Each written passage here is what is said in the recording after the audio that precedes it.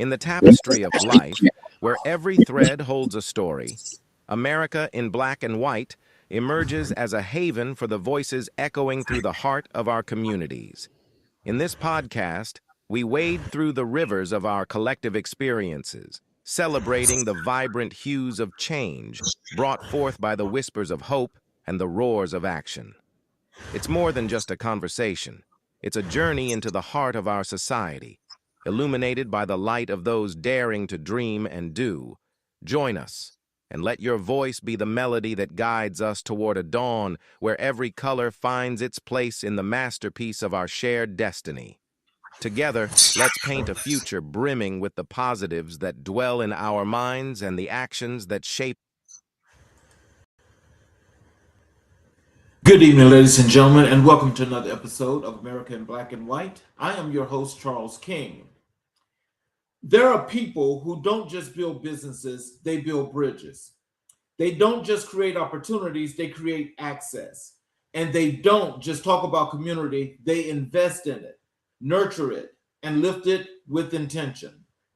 Tonight, we welcome a woman who embodies all of that and more. On this episode of America in Black and White, we sit down with a multi-passionate entrepreneur, strategist, philanthropist, and connector, someone who has made it her mission to help others grow, thrive, and succeed. Her work spans entrepreneurship, real estate, apparel nonprofit leadership, and community empowerment. But what truly defines her as her heart for people and her belief that collaboration is the currency of progress. She is a woman shaped by legacy, by the courage of Harriet Tubman, the strength of her grandmother Dolly, and the wisdom of her mother. She stands on the shoulders of giants and she honors them through her work, her leadership, and her commitment to building something bigger than herself. Tonight, we welcome Shannon Phoenix, a force, a visionary, and a light in every room she enters. Let's get into her story. Welcome to the show, young lady. Hello?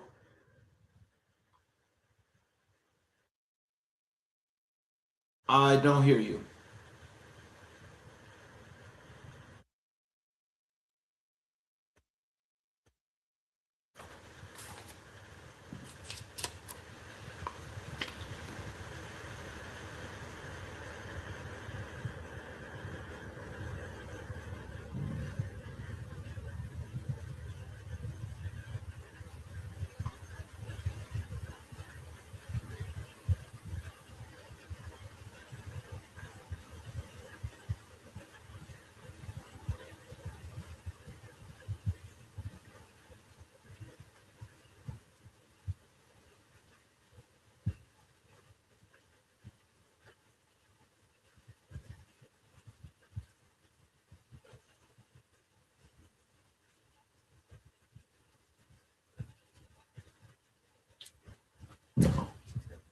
Check your settings on your computer and check the sound.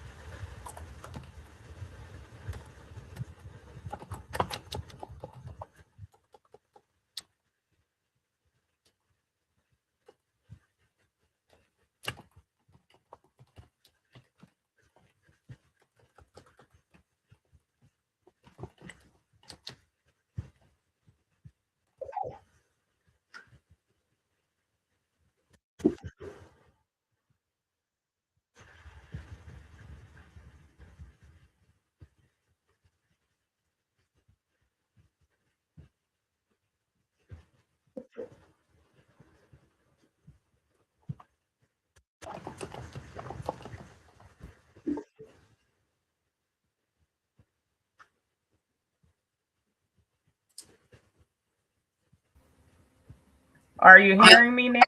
Yes, I can hear you now. Yes, I hear you. Thank you. Can you hear me? I can hear you fine. Yeah. Okay. Alrighty. So again, I welcome you to the show, and I thank you so much, for being here. Is there anything you'd like to say to our audience before we get into the show? Thank you for having me. First, I appreciate this platform. I apologize for the technical difficulties. Everything was working fine. However, that is technology, but with life, you have to go with the flow. So that's what we're going to do here today. Yes, ma'am. I appreciate you so much. And what I'd like to do first is, I'd like to give our audience a chance to get to know more of you, Shannon Phoenix, before you became the person that you are today. So can you tell us, when you think about your childhood, what's the first memory that shaped who you are today? Okay.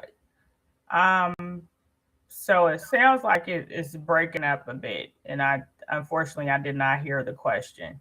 Okay. So when you think about your childhood, what's the first memory that shaped who you are today? I would have to say morals. Definitely morals. So I was raised in a two-parent household, and I want to make sure that that is known because I heard in the introduction, you said the wisdom of my mother, so it's actually my mother and my father, um, because I think that's important, especially in the Black community. A two-parent household is definitely. I wouldn't be who I am today if it was not for my mother and my father. So I think morals. I was taught, I was right and wrong. I was taught right, to treat people as I want to be treated. And we also lived very closely to my grandmother Dolly that you spoke of earlier. My grandmother actually stayed next door to us, so along with the rearing of my mother and father, my grandmother was also there to help in that process as well. All right. So yeah, just what that, in the context of that, it was just saying that those were the people that you mentioned for your Black history influence, which is why I said your grandmother and your mother. So Yes, I definitely wanted to make sure I shed light on my father as well. so what values did your family instill in you that still guide your leadership? I would say just that the morals and the values. Definitely treating people as I would want to be treated. That is how I walk. That's how I walk, and I live through life every day, making sure that I am still carrying at 46 years old, still carrying out those morals that I was given as a child. Still making sure that when I treat people, whether it's personally or in business, that I treat people according to how I would want to be treated. Absolutely. There's a couple of comments here. I'm sure that these are probably friends and family of yours. That was the first one here. She's giving you the fire. And here's one here, Doodle Daddle saying hi. Hi, I don't Um, know who that is. Hi, Doodle Daddle. um, oh, wait a minute. Let's see. Some of these folk here, we got a lot of, what do you want to call them? We got some hecklers here. Okay, that's Then, okay. so, yeah, I refuse to put that on the screen. There's, okay, there's some person saying that they could hear us. And just a lot of comments that popped up in here already. This person says Bible, Elah, Quran, Allah. Comes from, I don't know who that is either, but welcome to the show. There's another one here that's saying hi to you. Hello. And here is okay. They I was talking about the volume, and this is another person saying that they didn't hear us either. So we got that fixed. When did you first realize you had a heart for people and connection? I would have to say, just being transparent, I think that's probably started. So just going back a little bit, I have a degree in computer networking. Well, I always felt that I was very technically heavy. I think as I started to grow out throughout my career and really still, tapping into my education as I pursue my bachelor and also my master's degree, I really started towards human resources. And I think during that time, that's when I started having more of a heart for people, because human resources absolutely is in the people business. So I think I always instilled in me, but as I, pursue my career and just being a life learner, I really was able to tap into that. And so, as you mentioned, with the human resources part, and with your caring for people, can you tell us, with the morals that were instilled in you, how did that play as you got into human resources and connecting more and more with people? I would definitely have to say, really understanding and listening to people.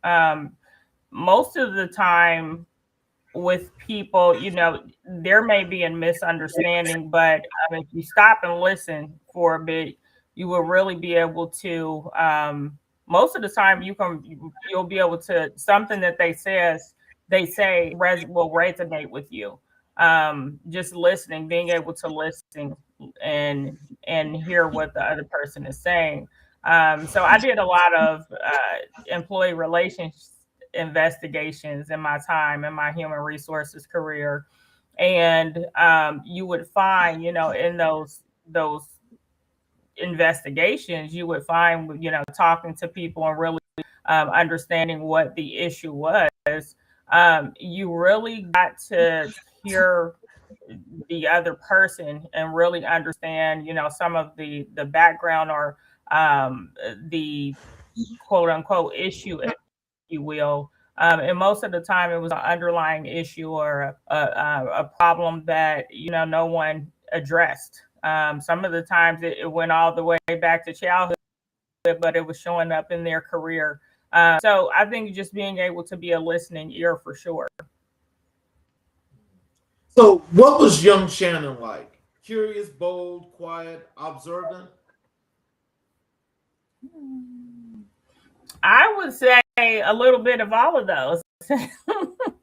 I had two older brothers, so my brothers may be on here now, but my middle brother coined me as Little Big Sister. So I think always a little, obviously bold, probably a bit bossy. I think definitely. I think I was a leader, even though I was the youngest. I think that was definitely instilled in me, but I think that I displayed that I had that aura about myself. And I think that my parents must have seen that because I think they, really supported me on my journey throughout life and letting me know that I am a leader and letting me know that I am definitely exactly who I think I am. So I think very much so, confident, bold. I would say definitely a good person. I think I was a bit quiet just because I didn't know, I think as a child, you're still trying to learn and figure out who you are. But I think around family, I was definitely talkative. My grandmother absolutely probably, well, not probably, I know she said, this girl is talking my head off. So,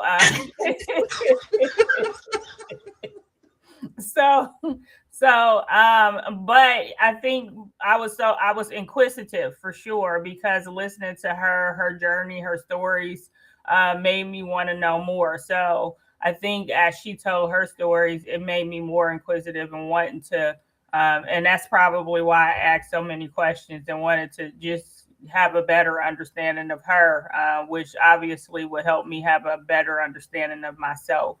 So I think very smart.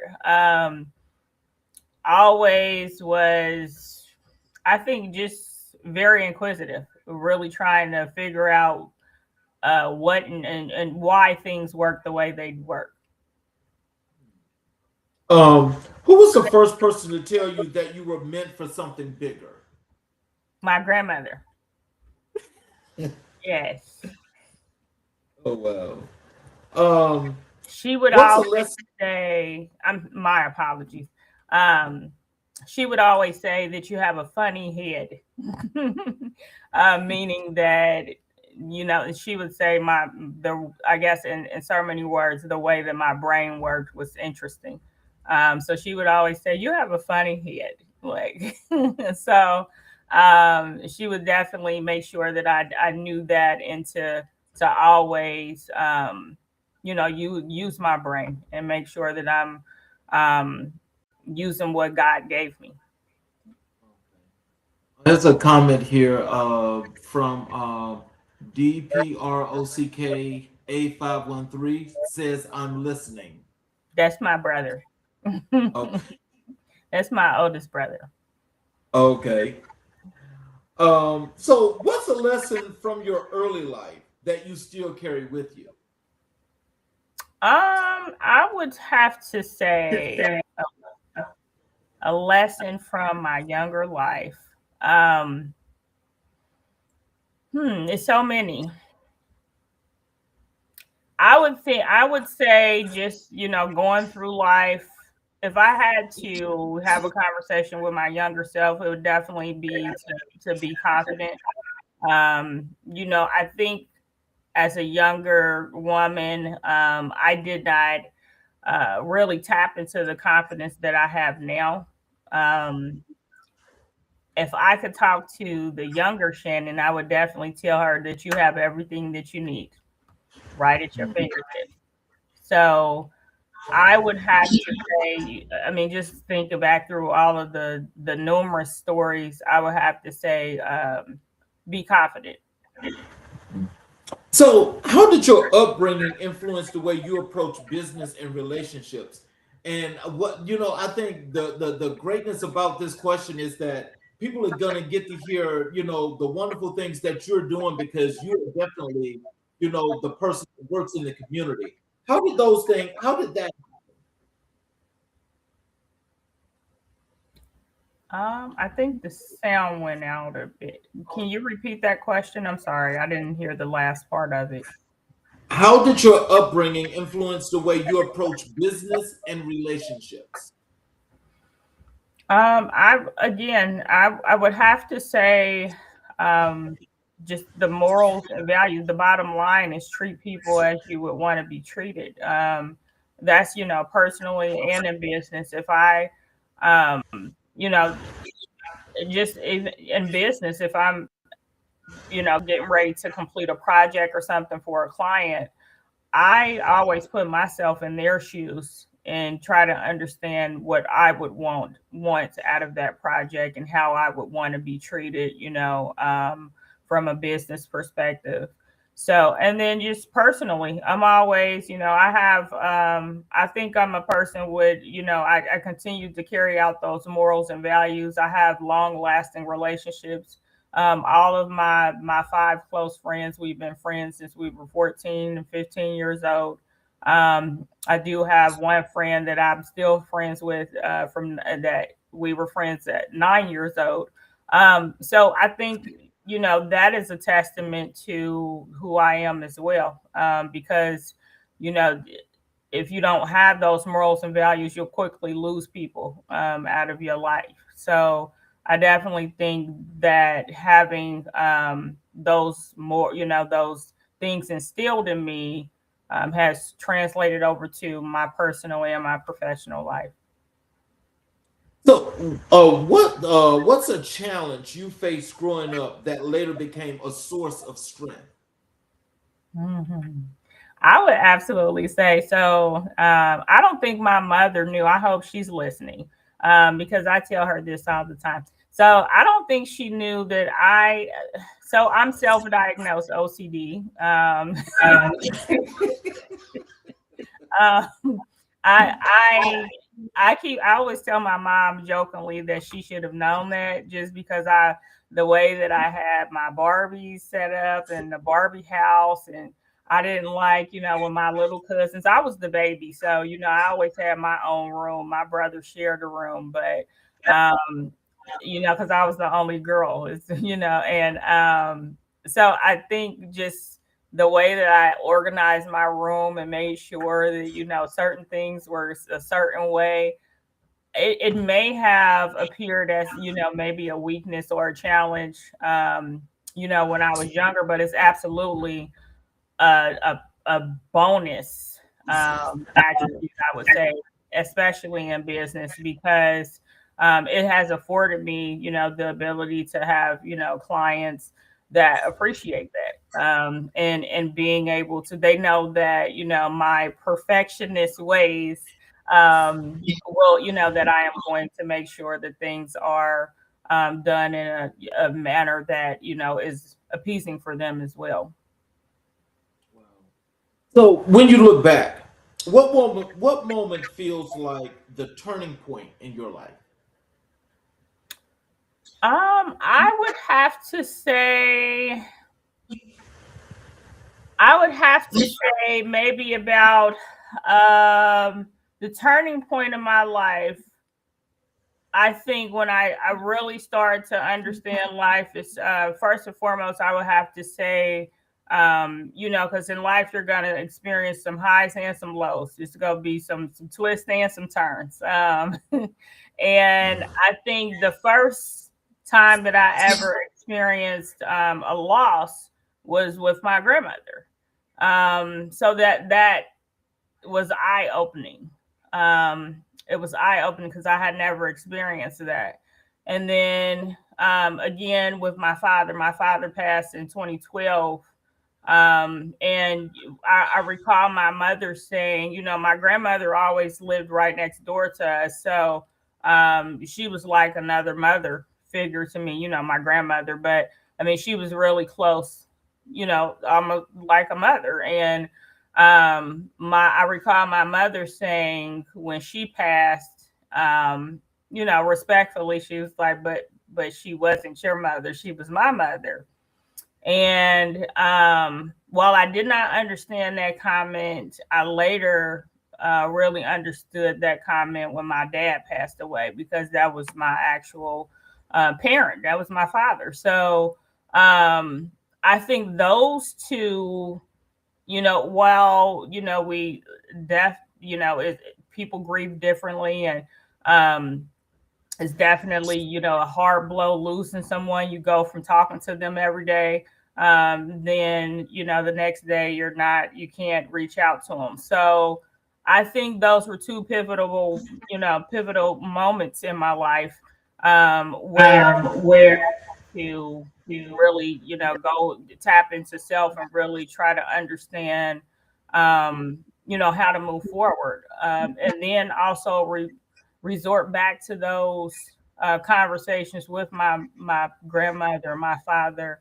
that pushed me to keep moving forward. So I would definitely have to say those two were pivotal in my life. So, what does the word legacy mean to you personally? Personally, it means building something that is tangible and intangible for myself, my family, and my community.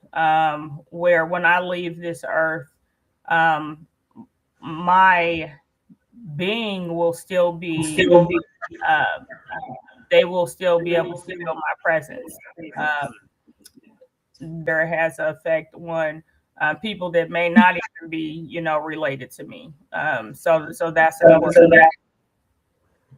So, you have a beautiful resume. Your resume is one that, is one that stands out, that I think anyone that would see that would know that you're definitely one of these young ladies that are putting in the work to make things happen. And again, I go back to that work that you're doing in the community. I want to transition over to your work in entrepreneurship and your business strategy. Mhm. Can you tell us what inspired you to become an entrepreneur? Actually, I was kind of thrown into entrepreneurship. Um, I was steady trying to climb the corporate ladder, if you will. At the time, I was working for a a major restaurant chain that in Columbus, Ohio, and I was just really trying to climb the corporate ladder. And a friend of mine was actually starting a business, and needed some help in regards to getting structure in place for his business. And I helped out in that area, and then he started restructuring. So at that point, I said, okay, well, maybe I have a business on my hands, but I never was looking to be an entrepreneur, if I have to be honest. It kind of fell in my lap, and I'm so glad because I believe that we all are creators and we are put here to create. And entrepreneurship allows for me to tap into that.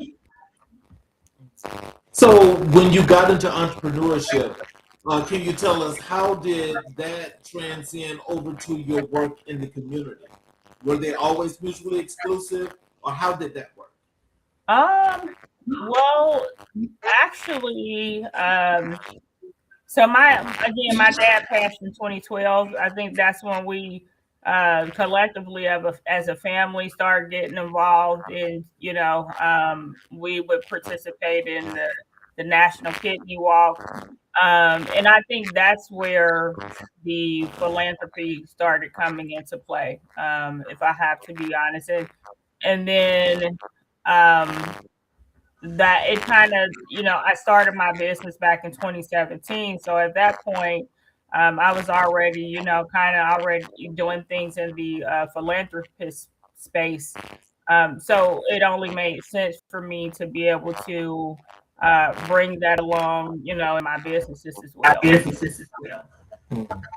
So, um, you're multi-passionate. So, how do you balance your different business interests? Um, so I think that's a question that I get very often. So remember I talked about the OCD. I'm very much a stickler in regards to my calendar. I like order. I like structure. My family, my daughters, hopefully they are listening. They know that if they want something done with me, then they need to put it on my calendar. So I'm very much a stickler in regards to schedules and making sure that the calendar for one business is linked to another, so there won't be overlapping, meetings and things of that nature. So I'm definitely a very structured, and I think that helps me, be able to play so many roles and be multi-passionate. So, what's the biggest misconception people have about entrepreneurship? I think they think it's easy. They think that they're gonna jump in, and I hope my middle brother is listening because we've had these conversations. I think that they, think that they're gonna jump in, and I say this because I encourage him and tell him that, again, just like with life, there's going to be some highs and some lows. I believe when people go and get the LLC or whatever corporation that they file for, I think the next day they believe that they're going to just get a client and everything's going to be great. No, that's not how it goes. You definitely have to rub some elbows, really get out in the community and let people know that you exist, and really, try to put yourself out there. I have deemed myself as an introvert, to be honest. I'm not a person that has to be in the limelight. I'm really a person that likes to do good work from the background. I can absolutely be behind the curtains and don't have to get the shine. But with entrepreneurship, nobody can speak about your business better than you. So it pushes you to get out of your comfort zone. And for me, while I may be an introvert at heart, I absolutely have to speak up in regards to, my businesses. So I would definitely say that if you're coming into entrepreneurship, know that it's not going to be easy. You have to put your boots on, pull your boots up, and get to work. And that means putting yourself out there and really letting the community know that you are there. And then just be ready. Have resources, tap into the resources available to you to help you during that process, because there is definitely different organizations out there to help you on your entrepreneurship journey. So tell us about some of those things that you've seen where you're helping your clients when they first become entrepreneurs or they want to incorporate. What are some of the things that you've seen that you see commonly with those approaches? Um, Typically, so with my business, I see a lot of entrepreneurs like I said, when they start, if they join forces with me, I typically see that their books may be unorganized. They don't understand that they have to keep things a certain way, or the structure within business. You have to make sure that you're recording everything, because the IRS is looking. So and so I think that is definitely a big misconception.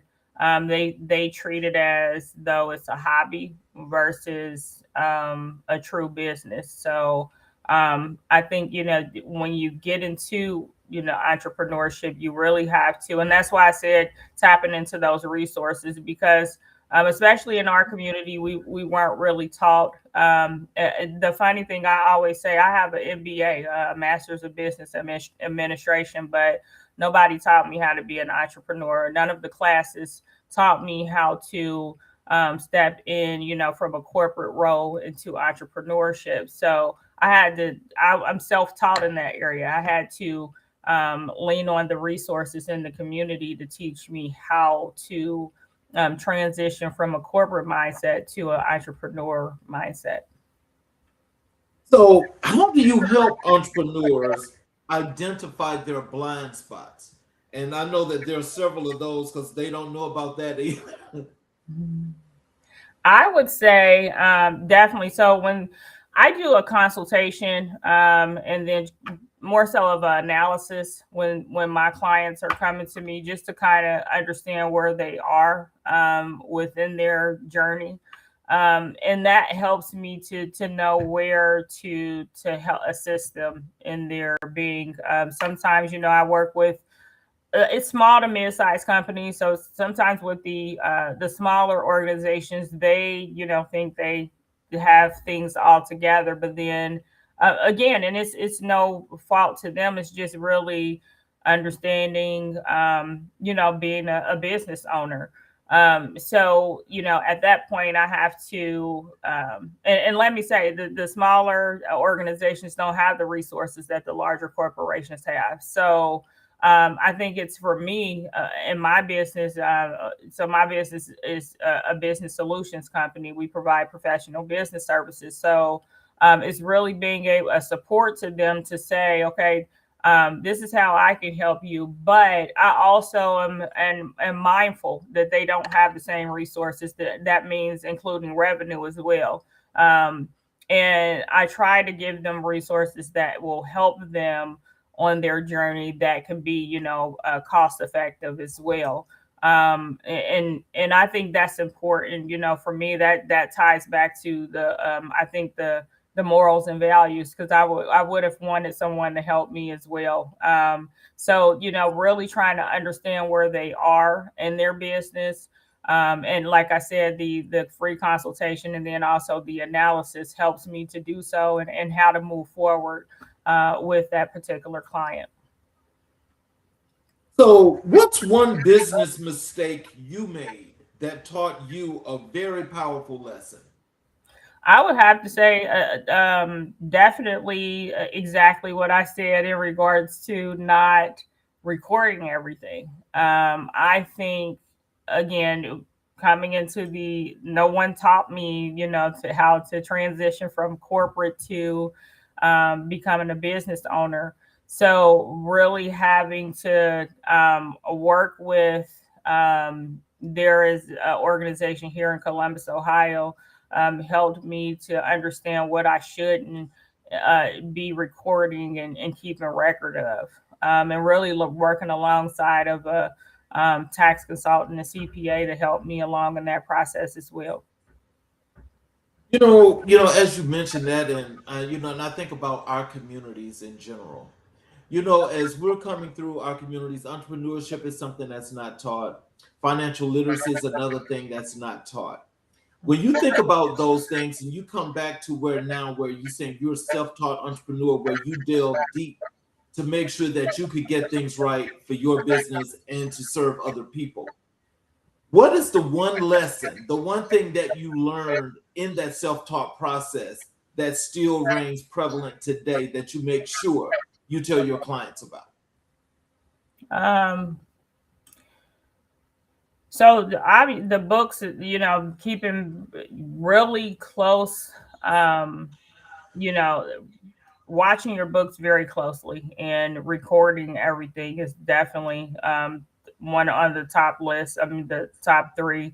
But I would also say, as you're working alongside of, especially if you're a service organization, provide professional services, definitely making sure that each one teach one, pass along the same information that you were given, pass it along to the next person. I don't think it's okay to, the term is gatekeep now.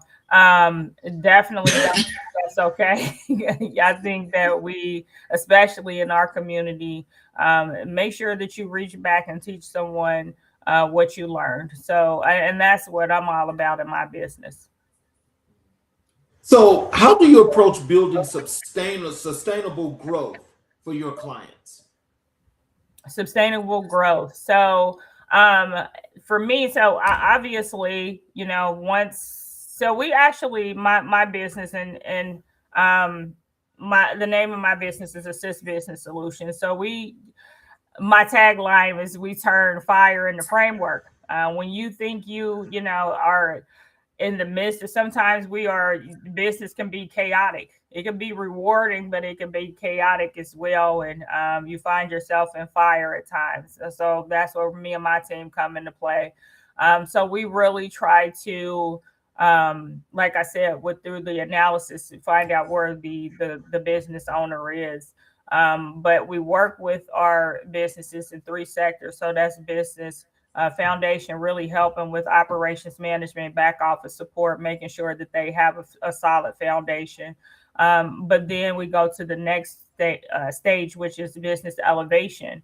So at that point, while in the first step, we are helping, from an HR perspective. But that second phase is really the growth solutions, where we're able to now say, okay, so um, what is your goal? Are you looking to grow? And if so, let's come up with some solutions to get you there. Is it adding, additional staff to be able to move you forward? Or is there adding a new location? So we look at those things, especially from an HR perspective, an HR lens, making sure that you have all of the different players in place to help you along in this growth process. And if you don't have those different players in place, then we do have strategic partners that we can connect you with to ensure that you get to that space. But we also provide business funding options, just in case, our clients can't afford or aren't able to have, traditional bank funding. We provide alternative funding.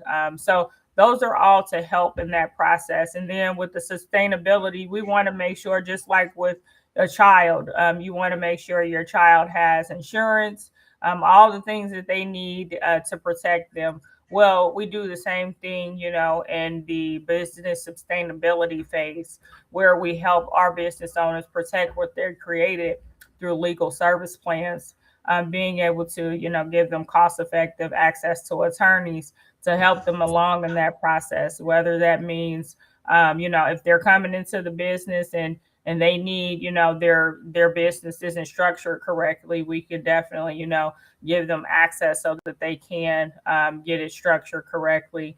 And then also, having contracts and things of that nature reviewed so that they, have the access to an attorney, which can tell them, hey, this is, a good contract, or this is not working. Let's go back to the table and renegotiate. I think having those things in place has definitely allowed for us to be an asset to our clients, for sure.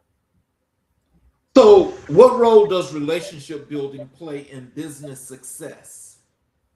Oh, that is key for sure. And so that for me, that kind of goes hand in hand with the philanthropy. I would have to say, relationship building, you have to make sure that you're building good relationships. It's like, you want to do business. People want to do business with people that they know, like, and trust. And the only way that's going to happen is you have to build those good relationships. So for me, I'm always a person, I've learned that I had to get out there and network. And when I started networking, I quickly learned that you again, people want to do business with who they know and who they trust and who they like. So building those relationships were key to my success as I move forward with my businesses. So, tell us and tell our audience, and what are the things, or what is that one thing that you do when you're out, when you're searching for your clients and you're building your client base?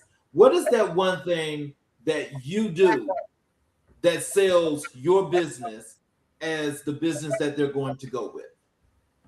Okay. So I would think, first and foremost, I'm always myself. I think, I try to present myself authentically, because I think people they want to know about you. They want to know about the person, Shannon Phoenix, who's some similar to the questions that you're asking. They want to know a little bit about my personal life. So I'm sure to give them a little bit of that, but also really assure them that, I have the credentials to get them to where they need to be.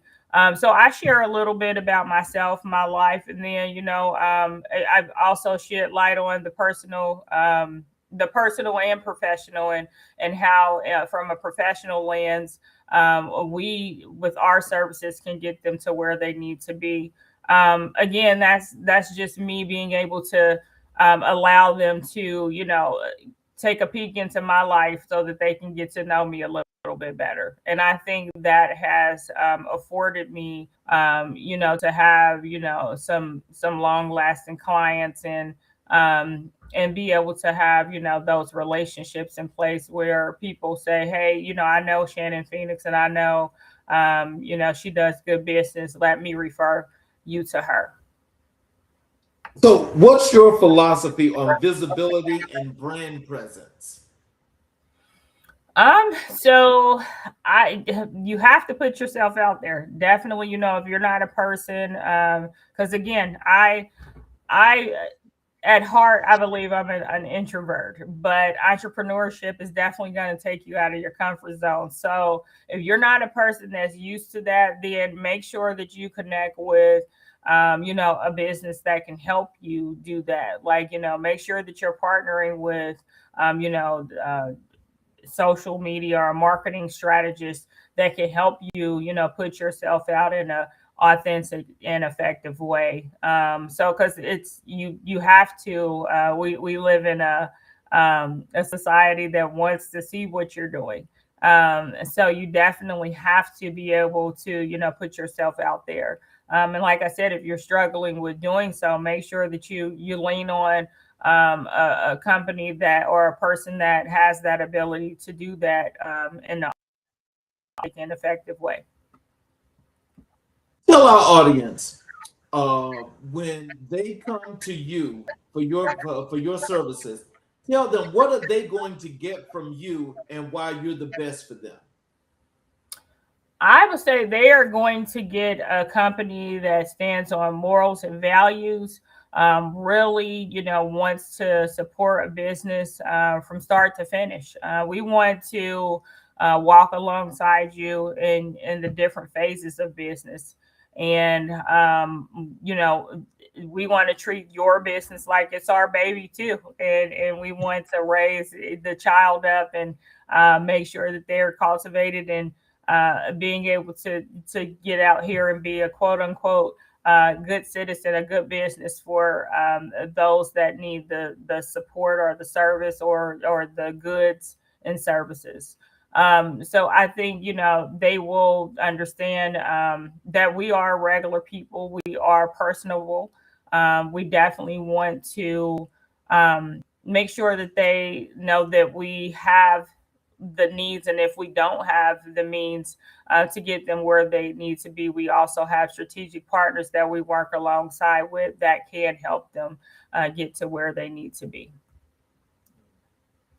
So, how do you keep entrepreneurs?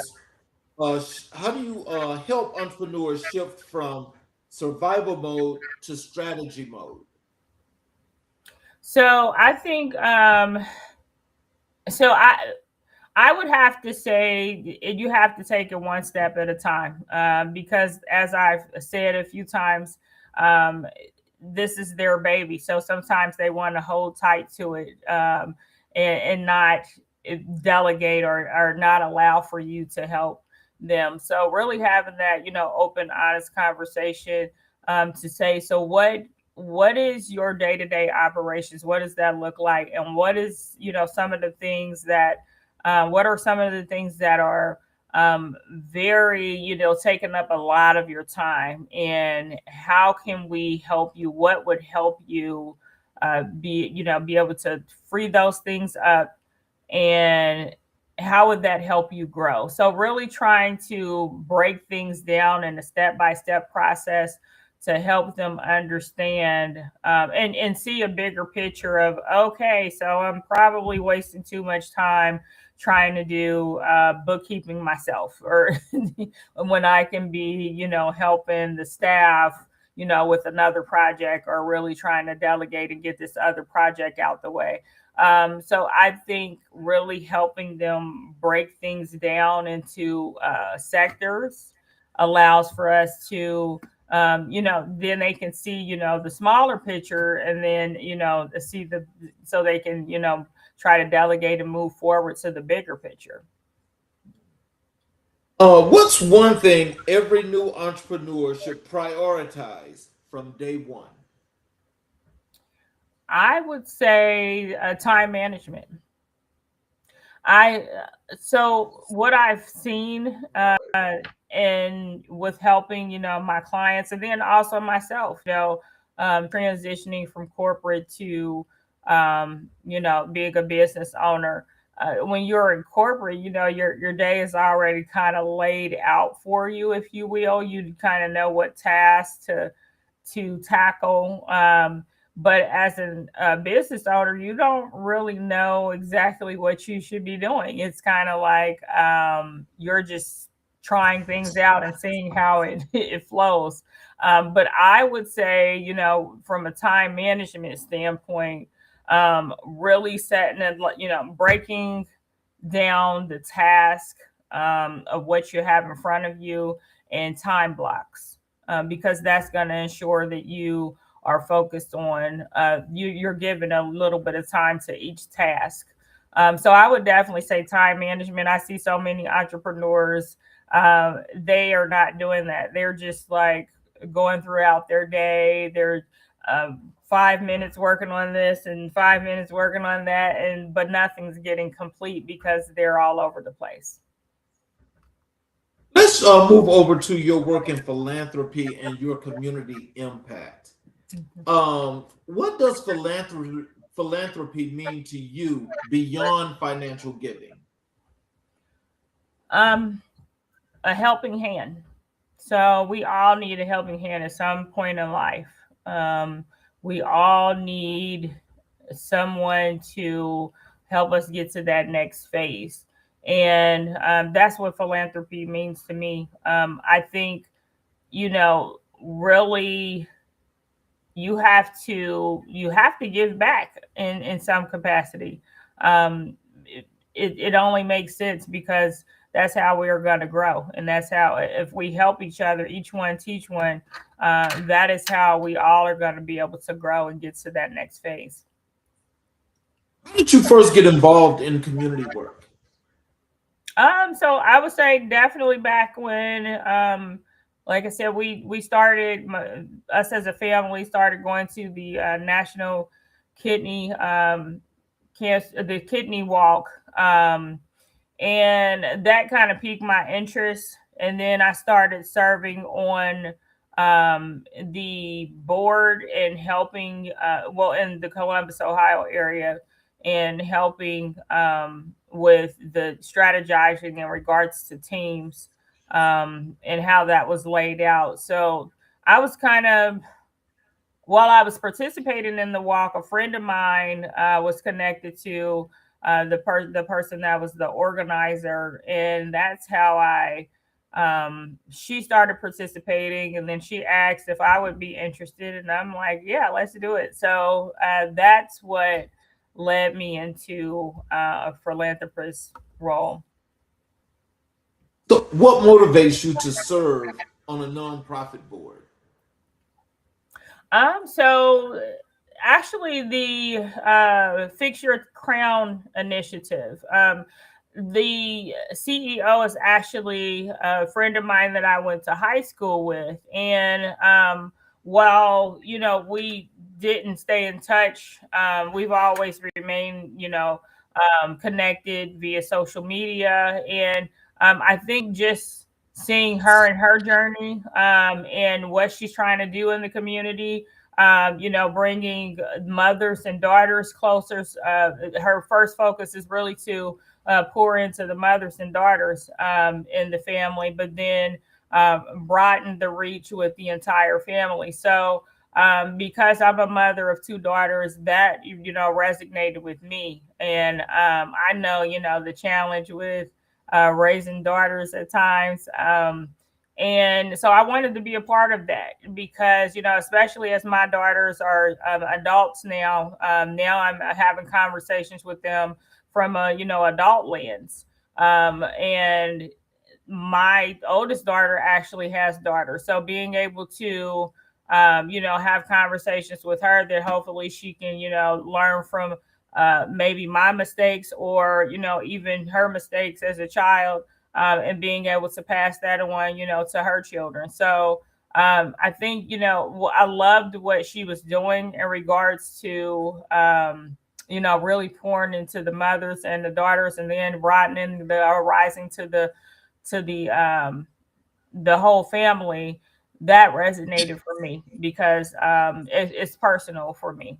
And I definitely wanted to be a part of that. While my daughters are adults now, I'm still they're teaching me and I'm teaching them. It's a never ending process. And if we can, collectively come together as a community and, have these conversations and be able to help people grow, learn and grow, then I think I felt like that's what I needed to happen. So I wanted to be a part of that. So, what's a community moment that touched you deeply? A community moment that touched me deeply. Um, I would have to say, I would have to say, I think so. We had a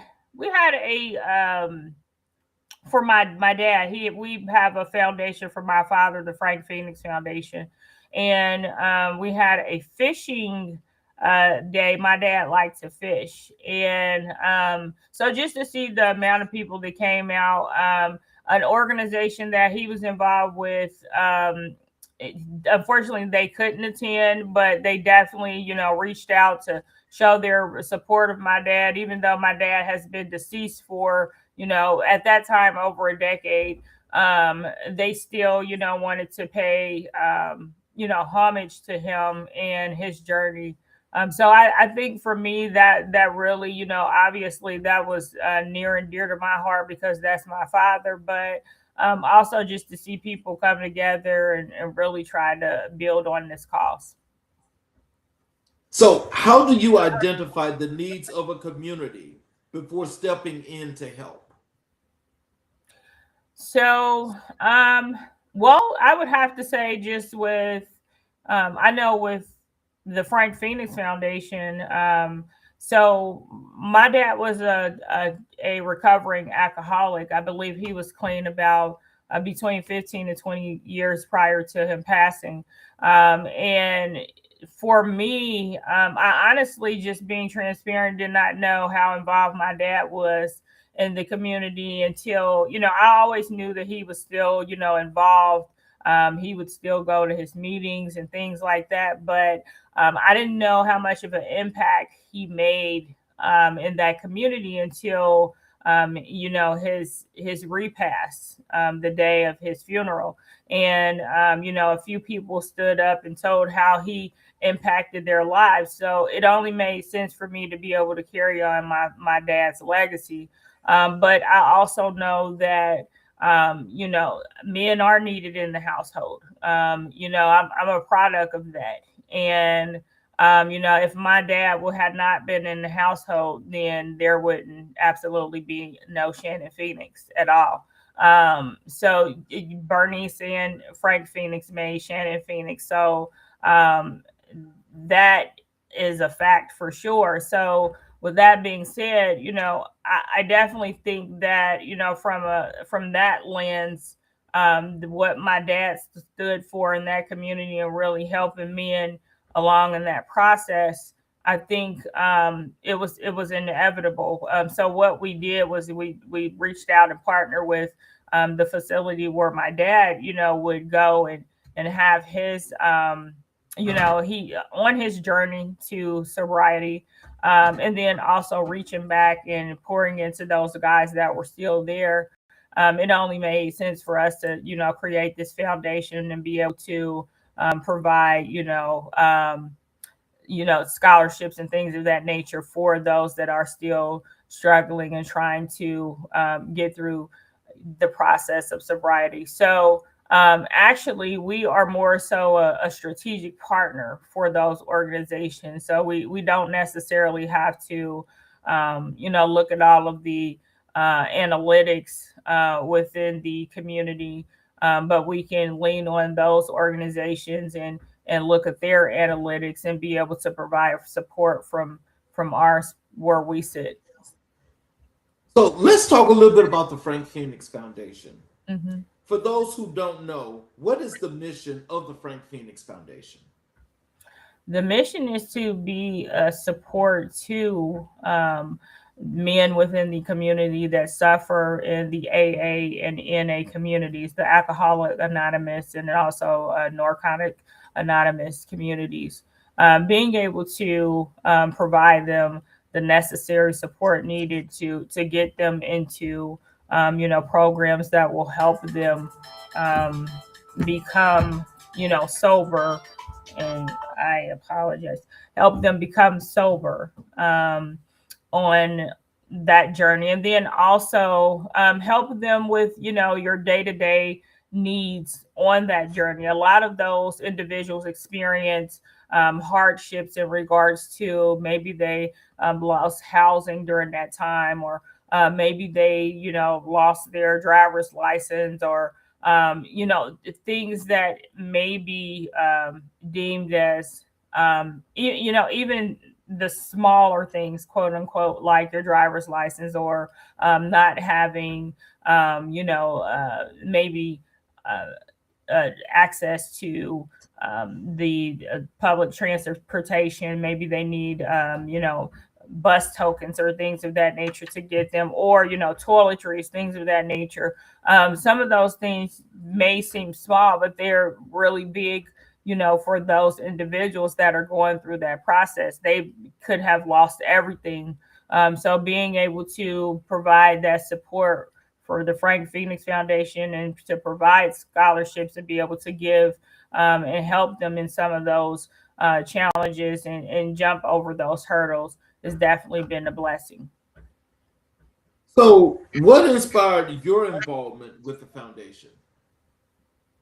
So I am my family and myself. We created the foundation. So I am deemed as the philanthropist advisor.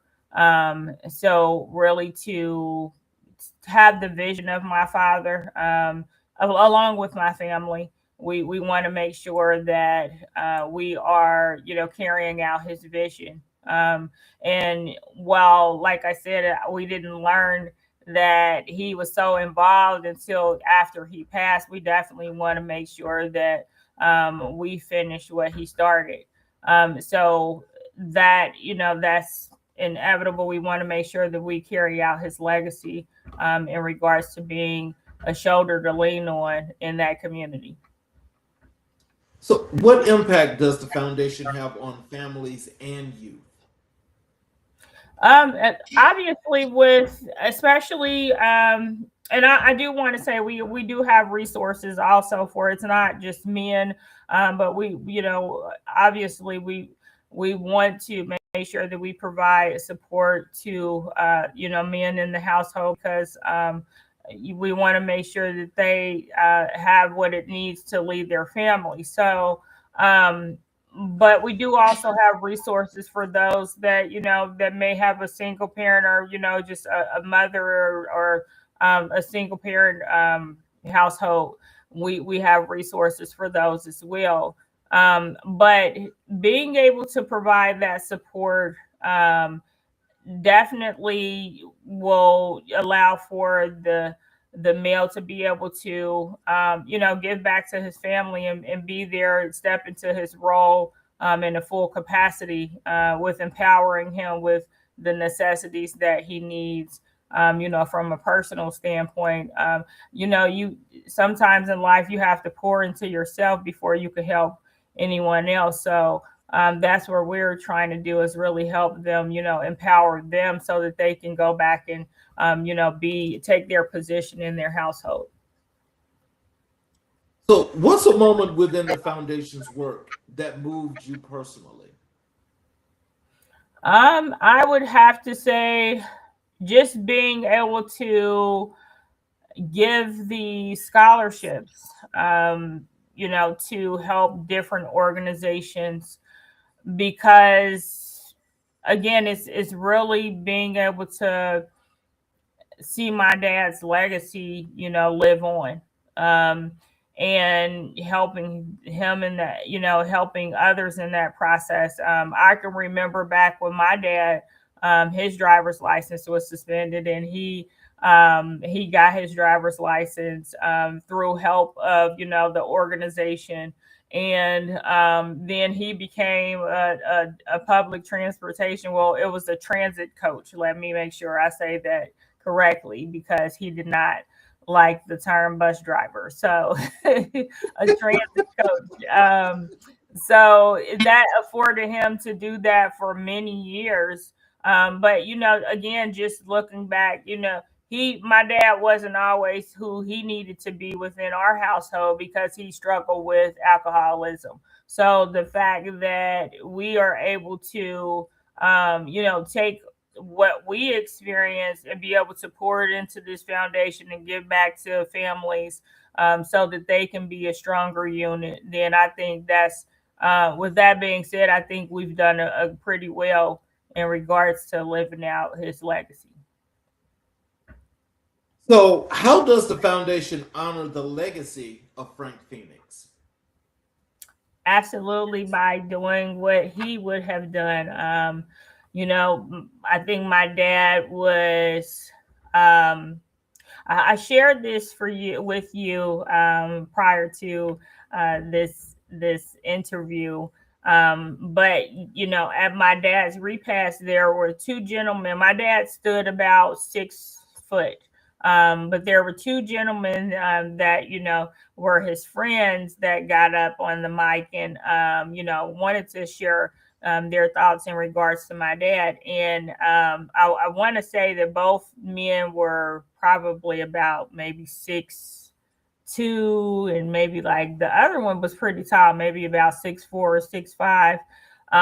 But the one stood out for me. The one that was like about 6'4", 6'5", he got up to the microphone and he said that Frank was like a tower to me.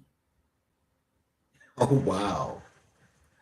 Yo. So that resonated because while he was obviously much taller and bigger than my dad was a tower to him, because the fact that my dad always was a person that walked with confidence, and even in his challenges, he was always he was a fixed structure that was unmovable, and that stood above other structures, but he was there for others to lean on, and so that is what we want to embody here in the Frank Phoenix Foundation. We want to make sure that we're that fixed structure when people need support and they need someone to lean on, then we are there to help them out and continue to be the tower in the community.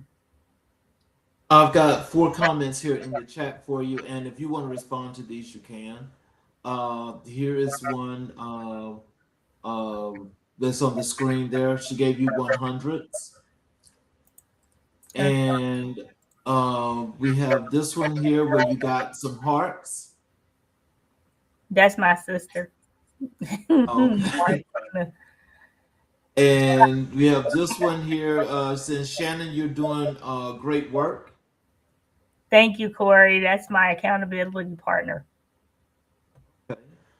And this last one here is from your brother here. It says facts. Thank you. Shout out to my brother. That's my big brother. He's always there for me to lean on. And shout out to my other brother. They are down towers in my life. So let's we discussed that we do Black History 365. And I ask you, who were the most influential people or persons in your life and career? You told me Harriet Tubman, your grandmother, and your mother. So let's talk about Harriet Tubman first.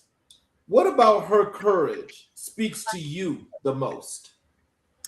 And I want to say, because it's probably cliche, and I'm sure that there is definitely a lot of different, individuals that I could have named, but for me, she embodied for me, I'm solution driven. So I think that she absolutely was solution driven, to say, hey, well, we may not go this way, but we're going to go another way to get to where we need to go. So that is absolutely me, from a personal perspective, and then also from a business perspective. So how does Harriet Tubman's leadership influence the way you lead today? So I would have to say I'm always looking for ways to get to the root of the problem first and foremost, but then also find a solution. Okay, now we understand, how we got here, but let's try to find a solution to move us forward. And let's find, different routes to get us there. Let's have a plan A, B, and C. So I think that's absolutely what I try to do within business. So, what lessons from Harriet Tubman do you apply in your own business and community work? I would have to say, definitely not. I'm not giving up. I'm gonna find another route. And even from a personal perspective, I think I'm a pretty positive individual. With life, it throws you curveballs, and you sometimes, it's like I said, it's some highs and lows, but I'm never a person that's going to lay down and just sit there and cry. I'm going to keep moving forward, regardless of if it hurts, or if it's, a challenge. I'm going to push through. So I think I embody that from a personal perspective. And then also with business, a part of the reason why I do have strategic partnerships is because I may not have all of the answers, but I'm going to get you to a person. I'm going to connect you with a person or a business that can help you find that solution. So I think that comes along with having, those different routes, being able to take those different routes to get you to the destination. So, tell us about your grandmother, Dolly. What made her so influential in your life?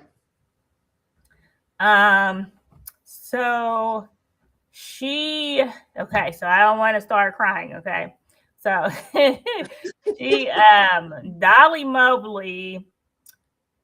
So I didn't have any sisters, obviously, and she, when my mom and dad were working, and then my brothers were like probably, doing like after school programs or things of that nature, then somebody had to watch Shannon. So she got stuck with the job of watching this little girl that talked her head off.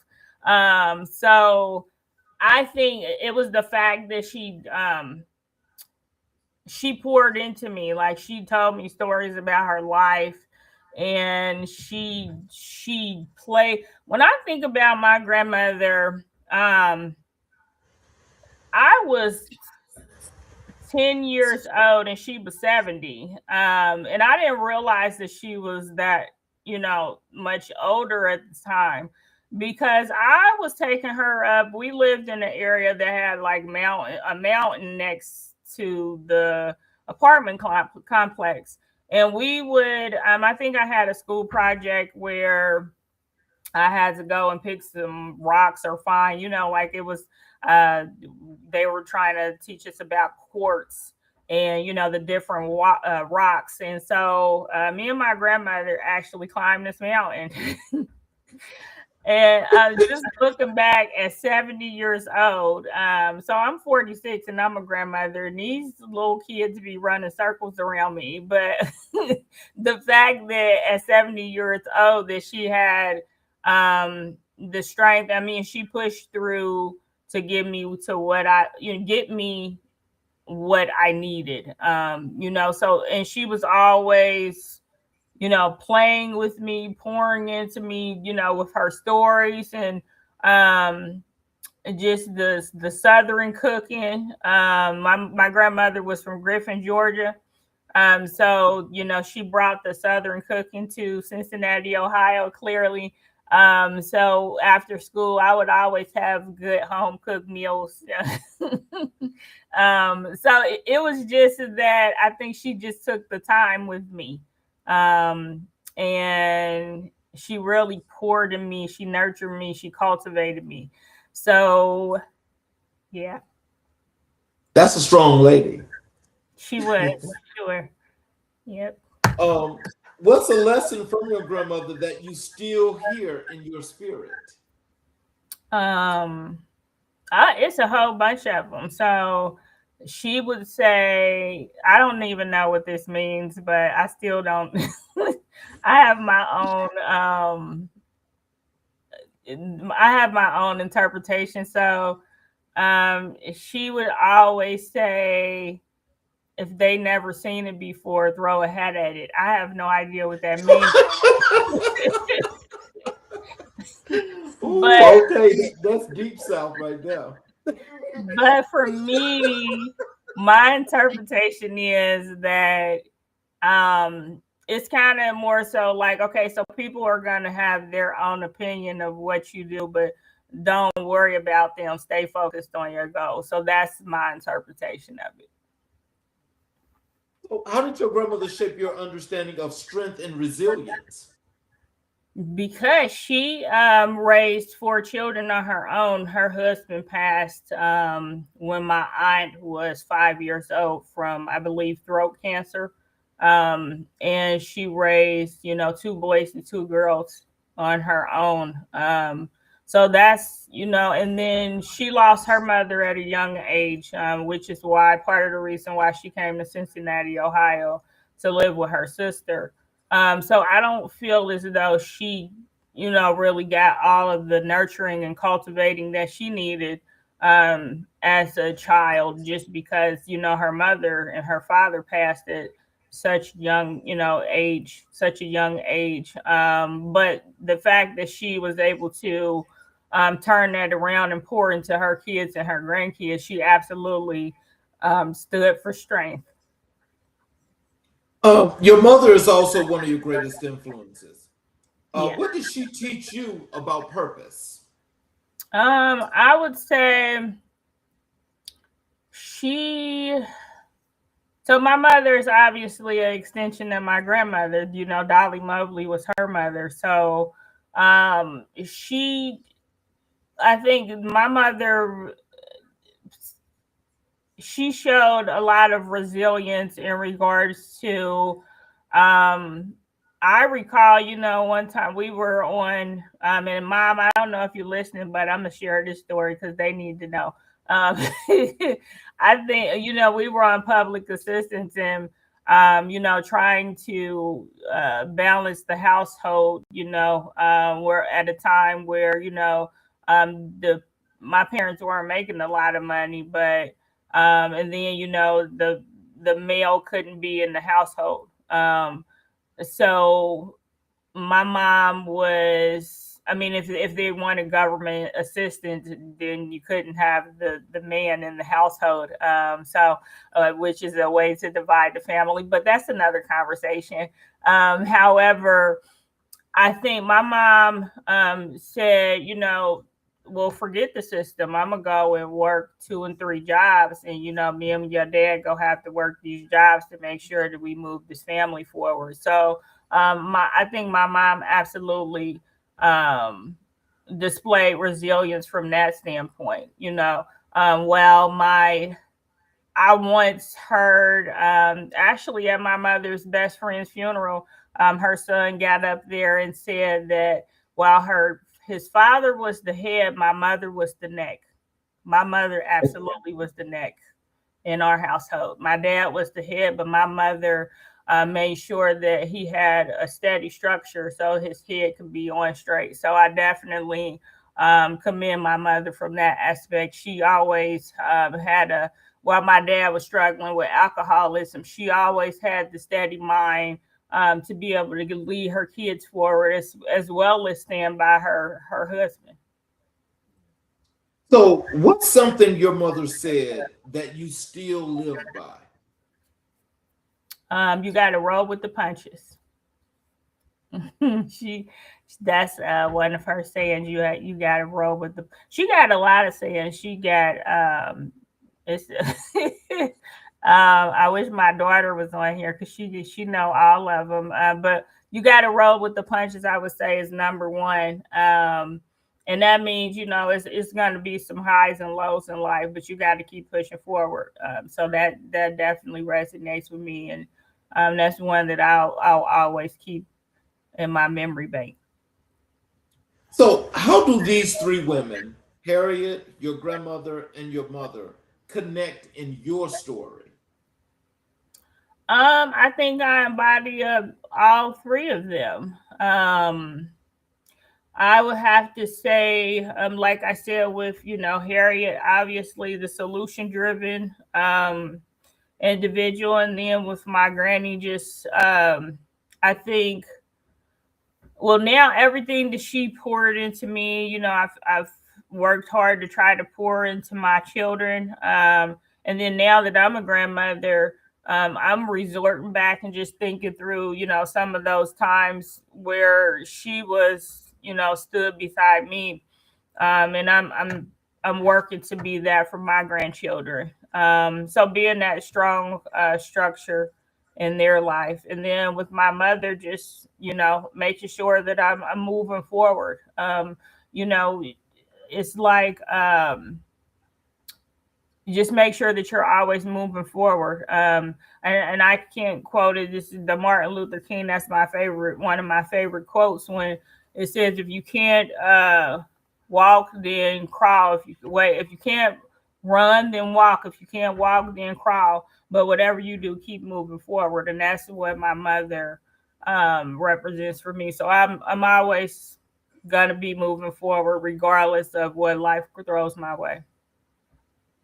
So, how do you honor their legacy through your work? I think with my attempt to be, a good person, making sure that I'm holding up the morals and values that they taught me. Definitely, making sure that I'm treating people how I want to be treated. Oh, so I got quite a few chats here for you. There's one here on the screen. Beyond proud of all you continue to do, Mr. Frank is proud. Thank you, sister. And we have this one here. Peace and blessings, here listening. Thank you.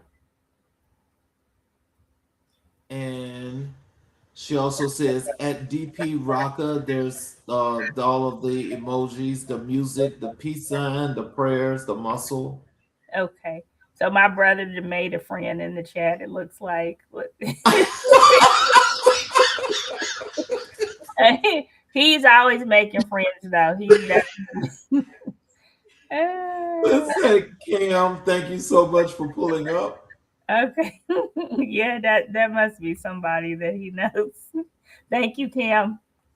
And so here's another one here. There's again, this is at Convos with Cam. Okay. This thing at DP Rocka. This one is from Martina. She's one of those tears, or is she laughing? She's laughing. So Martina, my brother, that's Paco on the line. So Paco, this is my sister. So you'll meet her soon for sure. There's DP again with Facts 100. And here is very insightful advice and life lessons. That's from Thank Corey. You. Thank you. And this last one is you are wealthy and worthy. That is my bow. Thank you. I appreciate you. So I want to ask you about your vision, purpose, and future. What does success look like for you at this stage of your life? What does success look like for me?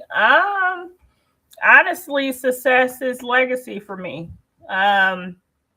There is really not a lot that I want, but I need to fulfill my legacy. I need to be able to pass along the things that were instilled into me, so that when I leave this earth, my family and then also my community can carry on what my path in life, what I left. What's a dream you haven't shared publicly yet? What's a dream I haven't shared publicly? I want to fly a plane. actually. Oh wow, I know really? that's it. I know. I definitely have not shared that, but I would love to fly a plane. I know So that's so random. what's next for you as an entrepreneur and community leader? What's next?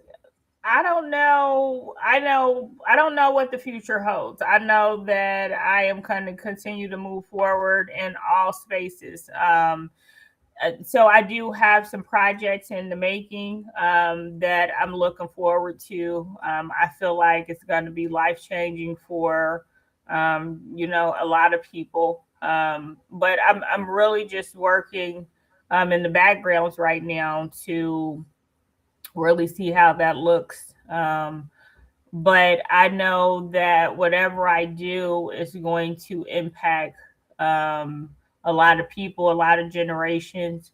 And so when I leave here, they will remember my name. They will remember Shannon Phoenix. They will remember Frank Phoenix, and they will know that Dolly Mobley was here. What impact do you hope to leave on the people you serve? Um, just be good to each other. Um, I would probably say, what is it? Goodness, what was I can't think of his name. The congressman, John, I think it was John. I can't remember his last name, but he would always say, or is it bad trouble or good trouble or something? Oh, that's John Lewis. John Lewis. Okay.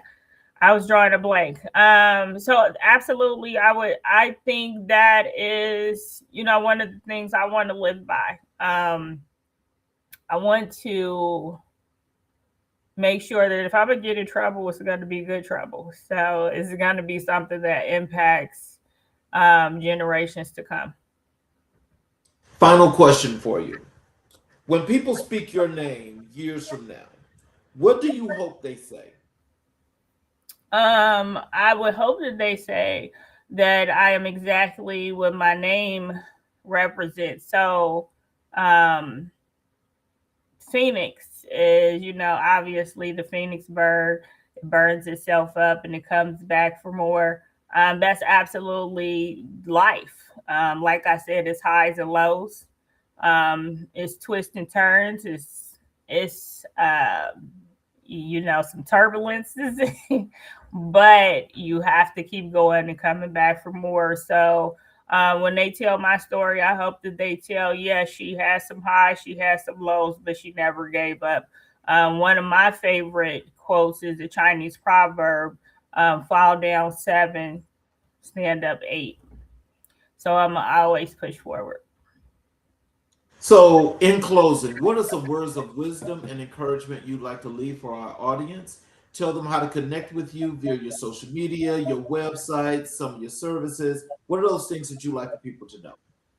Absolutely. So you can actually link with me at iamshannonphoenix.com. iamshannonphoenix.com. I'll make sure that can I put it in the chat?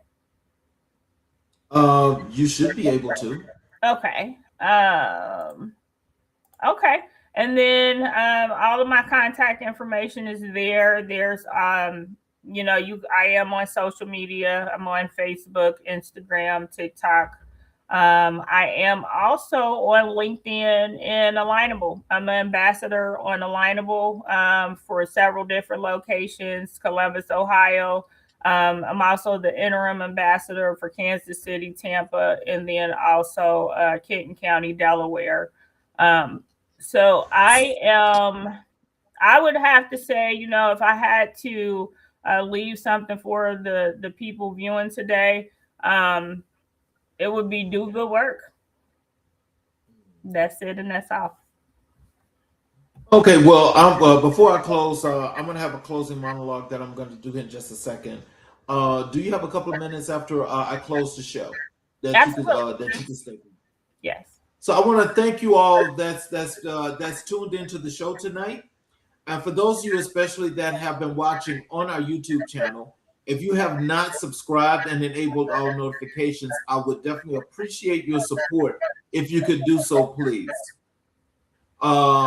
So you can get the shows live. You can also have the opportunity to go back and listen to each and every broadcast that we have done and learn and get the wisdom of all of our community workers that are doing work to continue to build our communities.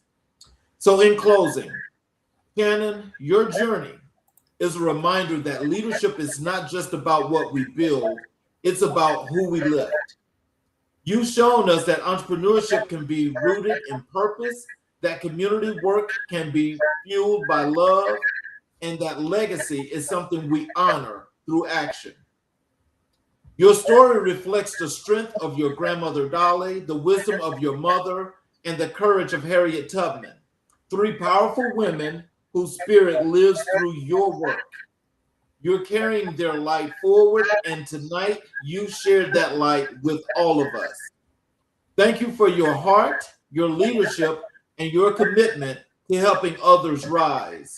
This is America in Black and White. I'm your host, Charles King, and this has been a conversation filled with purpose, passion, and power. Good night, everyone. We will see you all tomorrow evening at the same time, 6 p.m. Eastern Standard Time. You all have a great